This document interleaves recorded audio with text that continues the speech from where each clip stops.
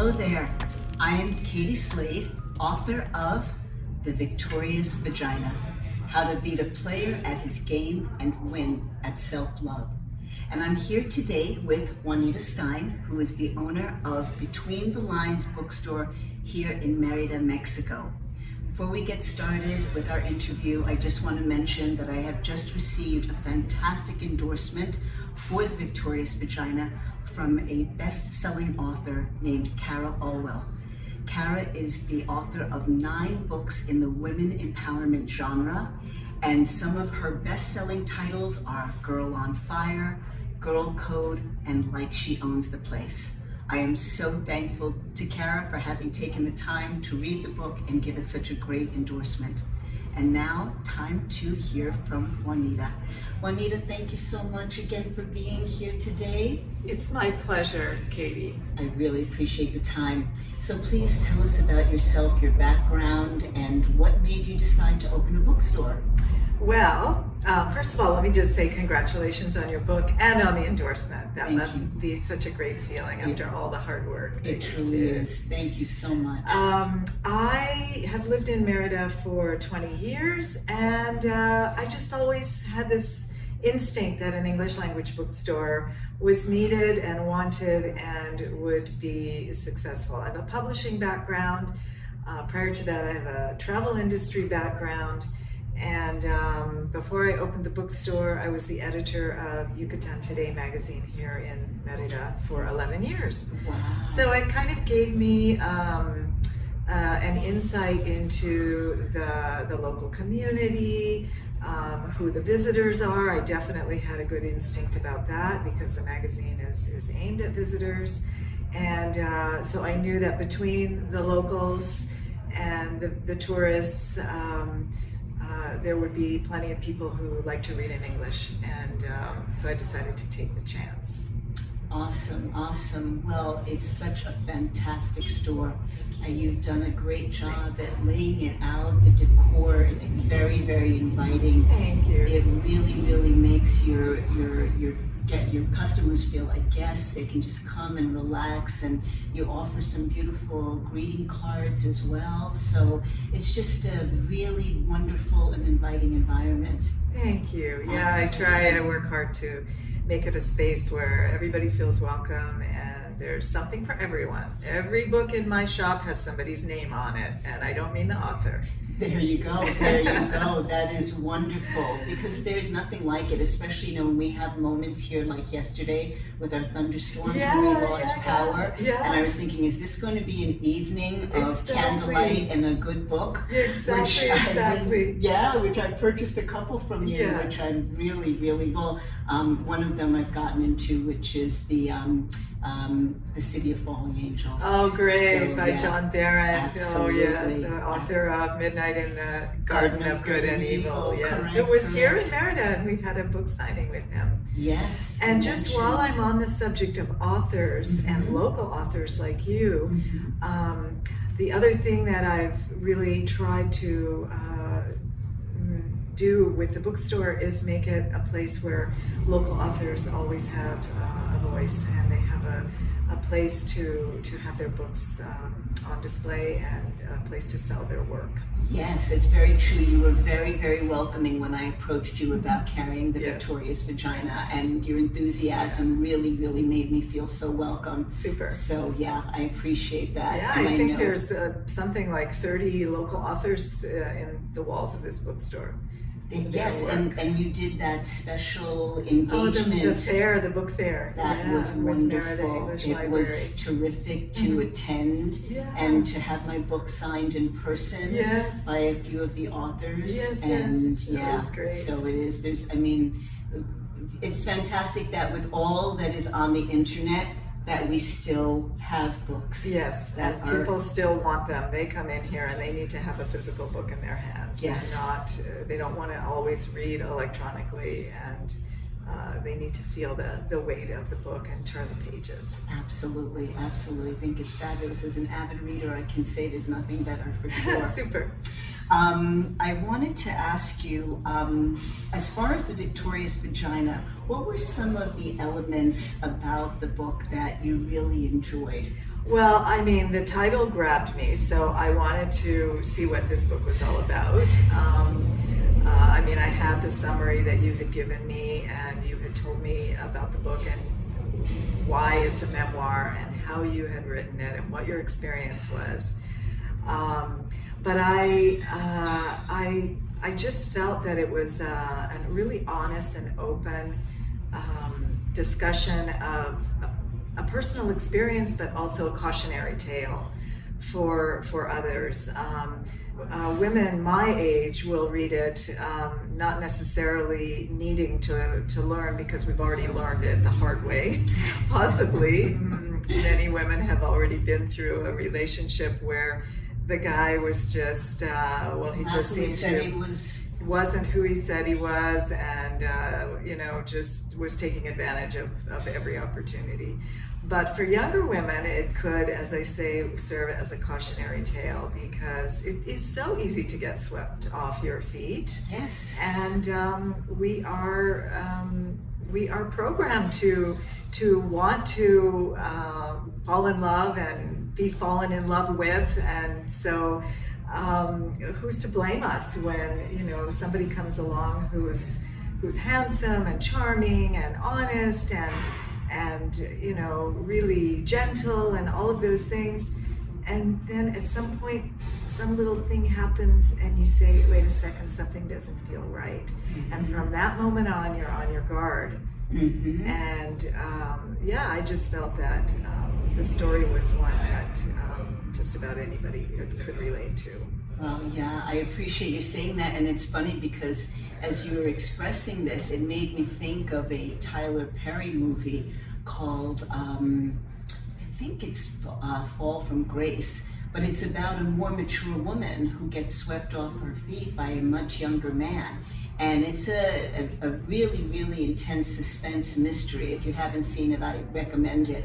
But I feel that was something that my main focus was really to, as you said, reach some of the younger women, because I love women so much. I really, really have this, undying connection with we women. Yeah. And so wanting to help women by sharing my story and creating and going into such detail to say, hey, really, really watch out, because they can really come in the most wonderful packaging. Yes. But if you just hold on to that one part of yourself and just keep that sacred until you really know who you're dealing with, yes. I think it's just a huge, huge benefit in the long run. And one of the things that I also got out of the book was that it left the door open for a real relationship to happen. It wasn't written in a way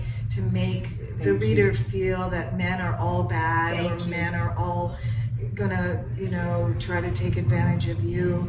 This was one experience. Maybe we can relate to that experience, but we've also, many of us have found Mr. Right and been with that person for many years, and so that is also still a possibility. And the book does leave you with the open-endedness of a happy ending being possible. Yes. Thank you so much. Because I definitely don't want to come off as a man hater. That's not my intention. No, and it didn't. Yeah, and I really appreciate you sharing that. I was going to ask you, and you've kind of answered this, why you think so many women would relate and identify with the story. And as we said, just because of the way that things are presented to us in life. Yeah, and it's a common experience. I think people like to read a book, even if it's someone's own story, that they can say, well, this might as well have been my story because it was almost exactly the same. Right. So sometimes when you read a memoir, if it's, for example, let's say it's, Paul Newman or Michelle Obama or someone who is a famous person, you want to hear their story. And yes, you will connect with it at certain moments, but much of their experience might be very, very different from yours. And so the other kind of memoir, which is equally enjoyable and equally valid, as is the case with this one, is that, yes, we're hearing your story, but it's also a story that could be anybody's story. Thank you so much for sharing that, Juanita, because that's really something that I grappled with a bit, because I have always gravitated towards some level of chick lit. I know that that term is kind of in and out, and some women don't care for it, but I found that it identified a very specific, positive female protagonist, usually going through some life challenge and how she overcomes it and so forth.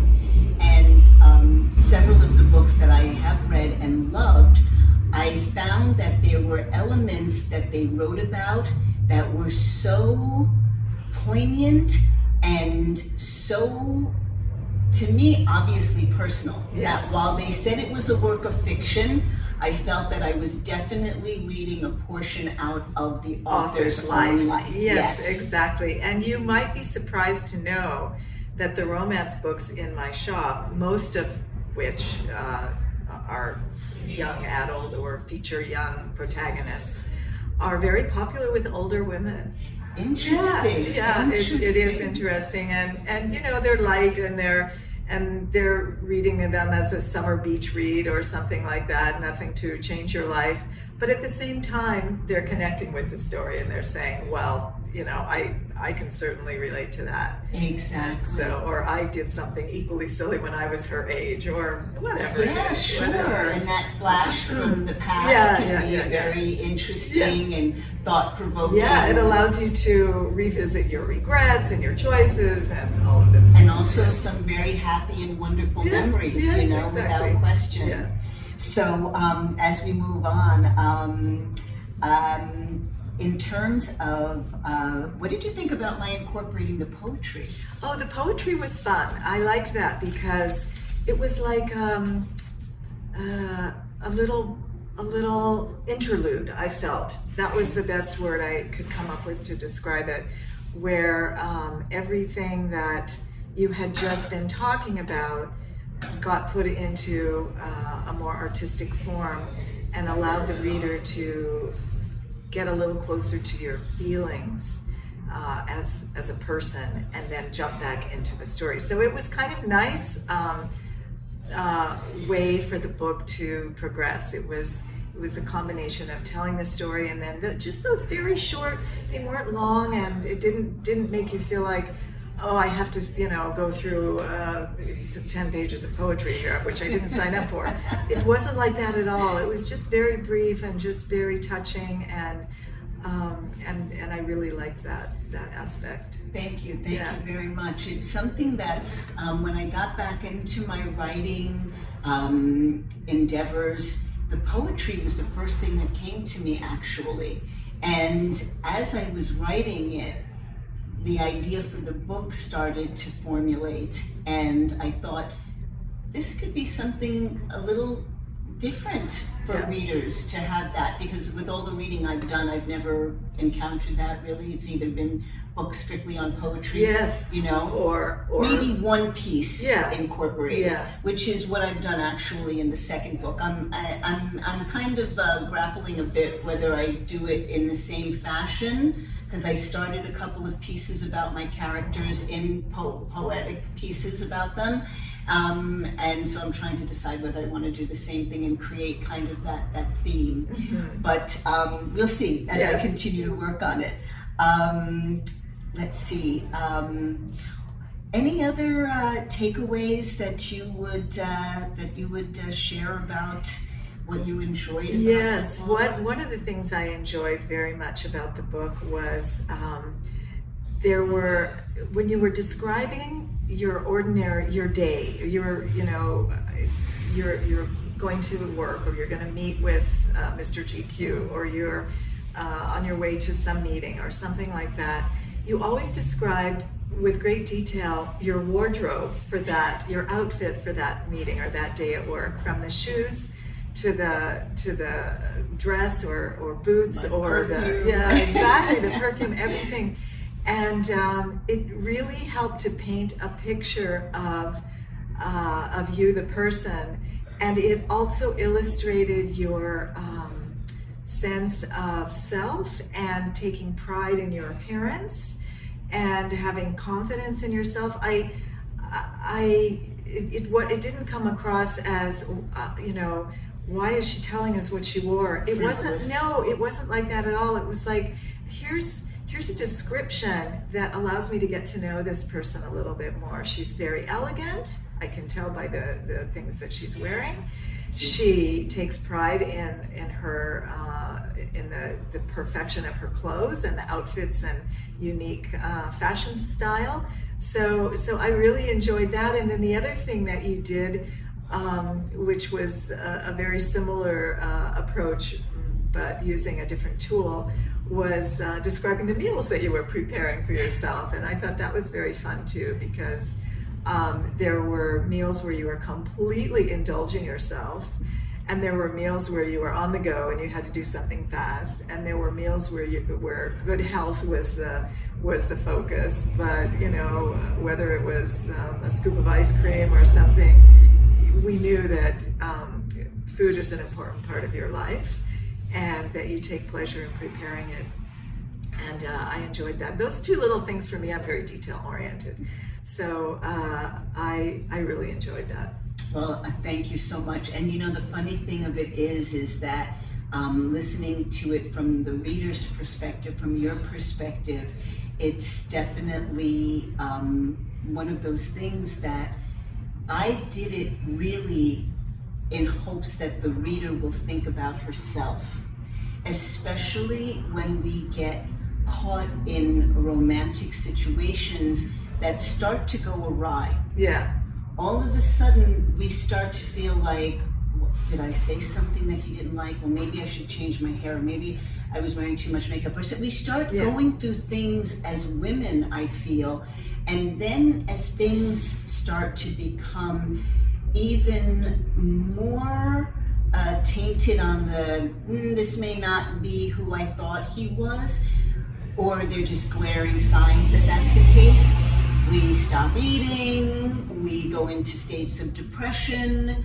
And so incorporating those elements into the book was really to remind women and say, hey, take care of yourself. Yep. Take care of yourself. Yeah. Just because he starts to, don't give him the ability to go into your mind in such an extensive way that you stop taking care of yourself. Yeah, you come first. Exactly. Yeah. And I learned that the hard way, which I expressed in the book, where, and again, some women stop eating, which was my thing. Or they'll eat too much. Exactly. Yeah. Exactly. Or eat all the wrong things. Precisely. Yeah. But, as you were saying earlier, it being a cautionary tale, especially to young women, that is something that is so close to my heart, because again, as we're talking about this, it's not just kind of like, oh, wow, it didn't work out.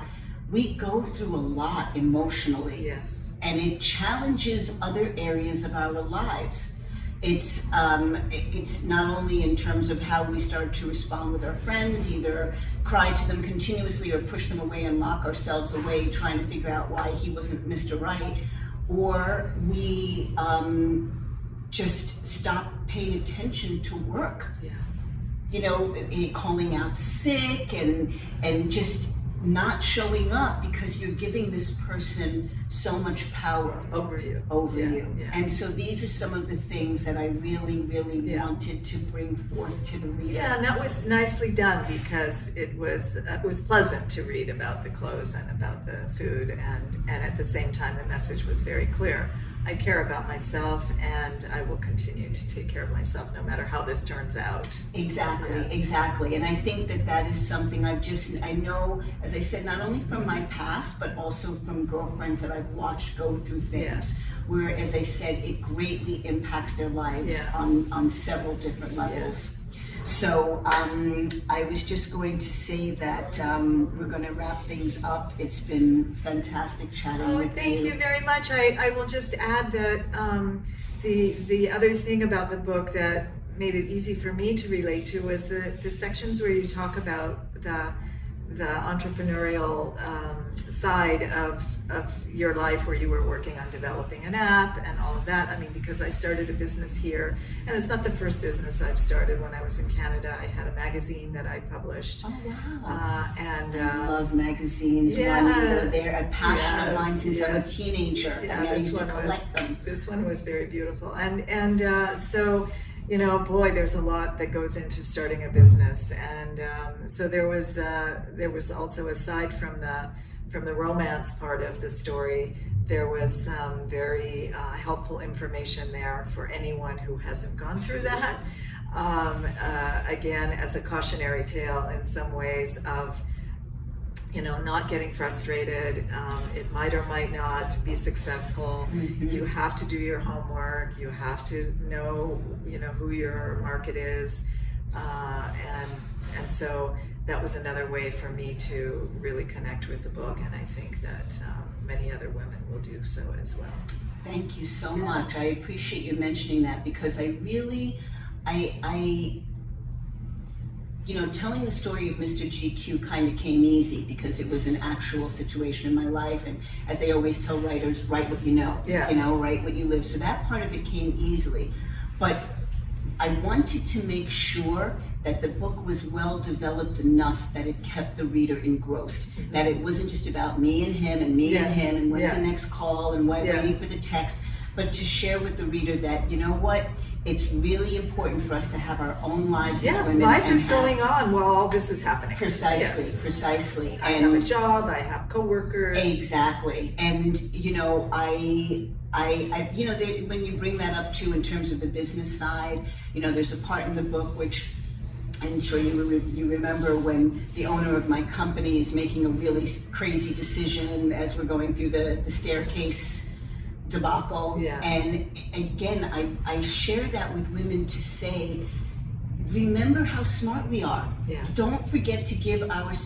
yourself credit, and sometimes it takes stepping up, even to a big boss, and saying, hey, you know what, I have a better idea of how we can handle this. Yeah. And so while you're mentioning that, it brings that up for me again to share in this interview how I want the book to really have an influence on women in many different levels. Yeah. And so thank you for sharing that. It's especially now, I just think it's so important. We're going through so many impactful changes as women.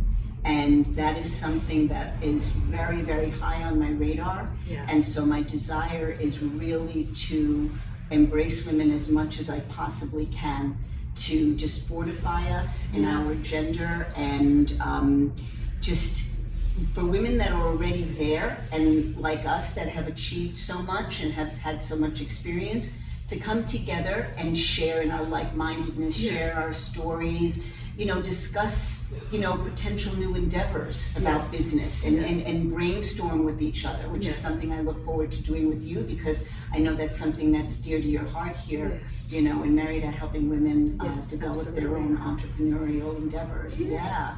So thank you again. And I just want to say that as we conclude, I am working on my second book, which is called The Virtuous Vagina. Okay. How to be lust in the dust and win with clarity through chastity. So it's another fun book full of guys and just my experiences, and again, just bringing forth to women that embrace who you are, you know, whether there's a man involved in your life or not, just be grounded and happy and love yourself, you know, because we don't do that enough. So, Juanita, thank you again. My so pleasure. much. It's so nice to be with you today, Katie. Oh, I really, really appreciate it. It's been a wonderful, wonderful time. And so thank you everyone for listening and taking the time to allow us to share the details of The Victorious Vagina, how to beat a player at his game and win at self-love. And if you are visiting Merida, Mexico, you must put it on your list to come and visit Between the Lines. Thank you. Absolutely, my pleasure. Have a great day, everybody.